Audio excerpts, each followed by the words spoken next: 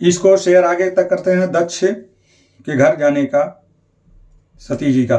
कहीं देख हर जतन बहु करें न दक्ष कुमार, दिए मुख गण संग तब विदा कीन त्रिपुरार।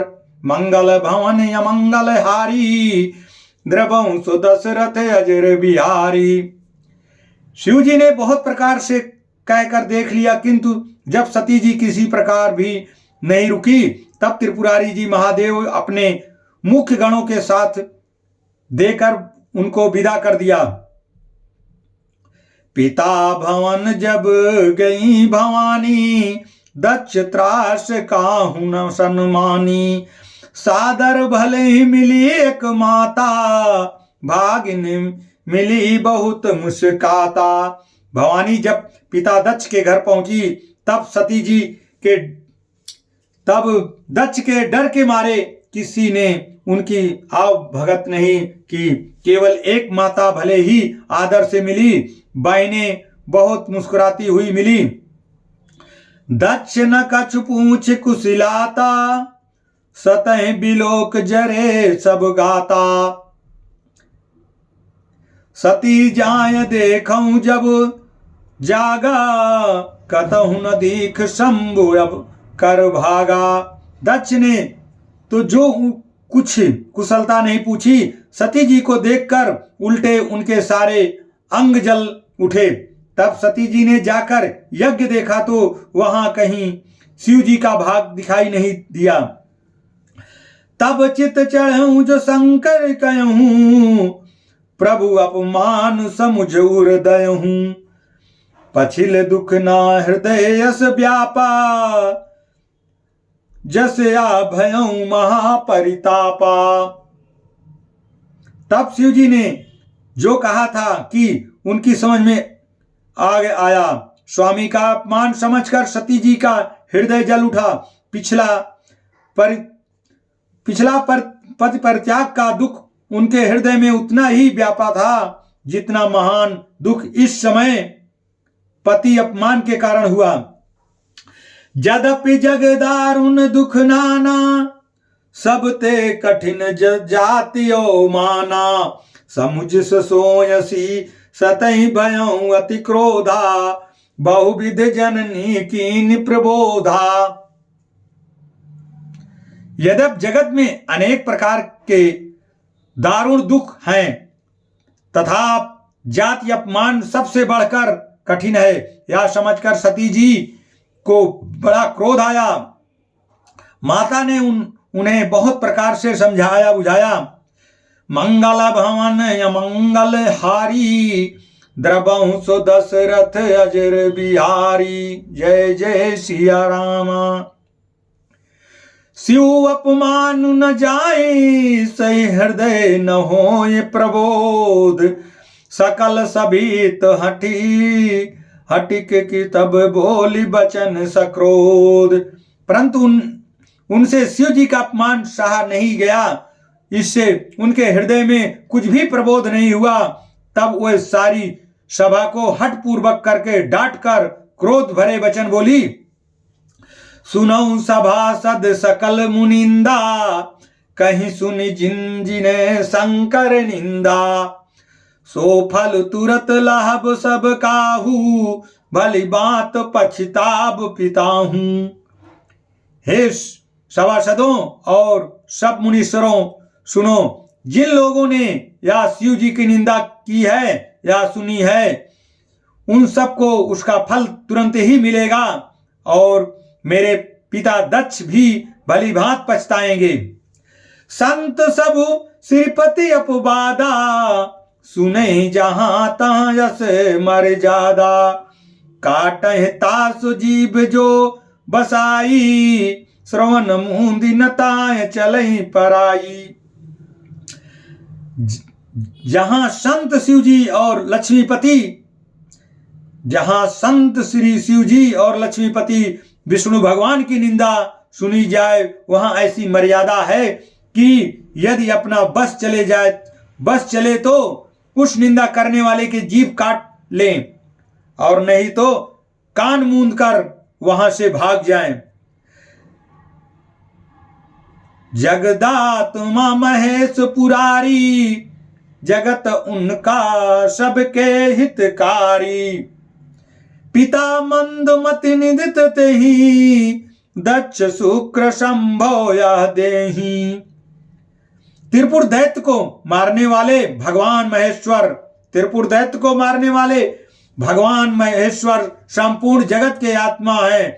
वे जगत पिता और सबका हित करने वाले हैं। मेरा मंद बुद्धि पिता उनकी निंदा करता है और मेरा यह शरीर दक्ष के ही ईर से उत्पन्न हुआ है। तजहु तुरंत देहि तेहि हेतु, उर्धरि चंद्रमौल वृष केतु। अस कहीं जोग अगिगिन तनु दाजारा, भयं सकल मख आकारा। इसीलिए चंद्रमा को ललाट पर धारण करने वाले वृषकेतु शिव जी को हृदय में धारण करके मैं इस शरीर को तुरंत ही त्याग दूंगी। ऐसा कहकर सती जी ने योग्र में अपना शरीर भस्म कर डाला। सारी यज्ञशाला में हाहाकार मच गया। मंगल भवन अमंगल हारी, द्रवहु सो दशरथ अजर बिहारी। जय जय सिया रामा। सती मरण सुनि शंभुगन, लगे करन मख खीस। जग विध्वंस बिलोक भृग, रक्षा कीनु मही मुनीश। सती का मरण सुनकर शिव जी के गण यज्ञ विध्वंस करने लगे और यह विध्वंस होते देखकर मुनीश्वर भृगु जी ने उनकी रक्षा की। समाचार सब शंकर पाए, वीरभद्र करी कोप पठाए। जग विध्वंस जाय तिन कीना, सकल सुरन विधवत फलो दीना। ये सब समाचार शिव जी को मिले, तब उन्होंने क्रोध करके वीरभद्र को भेजा। उन्होंने वहां जाकर यज्ञ विध्वंस कर डाला और सब देवताओं को यथोचित फल दंड दिया। भय जग विदित दक्ष गति पाय सोई, जस कछु संभ विमुख कह होई। यह इतिहास सकल जग जानी, ताते मैं संक्षेप बखानी। दक्ष की जगत प्रसिद्ध वही गति हुई जो शिवद्रोही को हुआ करती थी।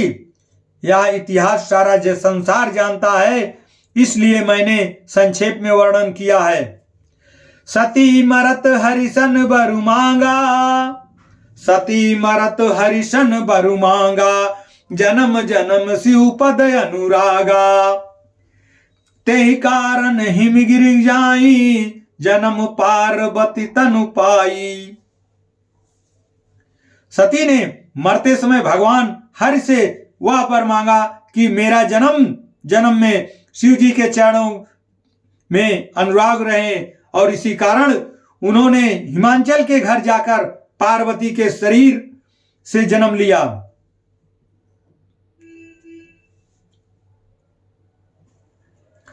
जब ते उमा शैल गृह जाई, जब ते उमा शैल गृह जाई।